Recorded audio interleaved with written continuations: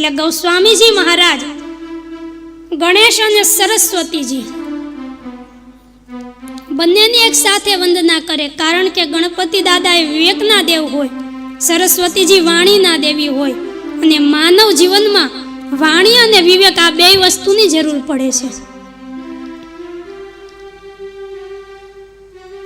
કારણ કે એકલી વાણી આપણી પાસે હોય પણ જો વિવેક ન હોય તો એ વાણી કાંઈ કામની નથી. અને ખાલી વિવેક જ હોય પણ વાણી ન હોય તો શું કરવું? એટલે આ બે વસ્તુની જરૂર પડે. એટલે ભગવાન ગણપતિ અને માતા સરસ્વતી આ બેયની વંદના એ ગૌસ્વામીજી મહારાજ એક જ મંત્ર દ્વારા કરે. અને એના પછી વંદના કરે છે ભગવાન ભોળાનાથ અને માતા પાર્વતીજી, કે જે બંને શ્રદ્ધા અને વિશ્વાસનું પ્રતીક હોય. શ્રદ્ધા અને વિશ્વાસનું પ્રતીક છે શિવ અને પાર્વતી. પાર્વતીજી એ શ્રદ્ધાનું સ્વરૂપ છે, જ્યારે ભગવાન શિવ એ વિશ્વાસનું સ્વરૂપ છે. શિવ અને પાર્વતીની કૃપા ન હોય ત્યાં સુધી સિદ્ધજનોને પણ અંતઃકરણમાં પરમાત્માના દર્શન દુર્લભ છે. એટલે શ્રદ્ધા અને વિશ્વાસના પ્રતીક રૂપે શિવ અને પાર્વતીની વંદના કરે.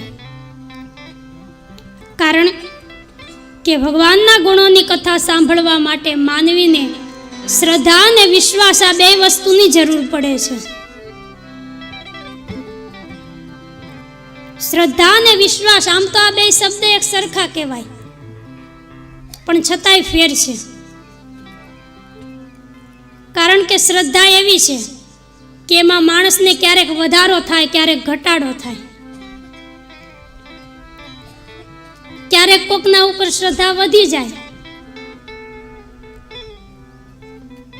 ભગવાન ઉપર ક્યારેક શ્રદ્ધા વધી જાય. આપણને બહુ શ્રદ્ધા હોય પણ ભગવાન જ્યારે આપણું કામ ન કરે ને ત્યારે શ્રદ્ધા ઘટી જાય છે. પણ વિશ્વાસ એ તો એકવાર વિશ્વાસ આવે પછી એમાં કોઈ વધારો ઘટાડો થતો નથી. એટલે આમ શિવ શક્તિની વંદના કરે.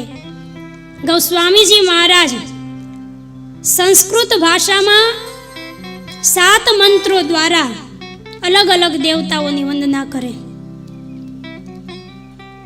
અને આવી રીતે ગૌસ્વામીજીએ પવિત્ર એવી સંસ્કૃત દેવ ભાષાનું સન્માન કર્યું છે.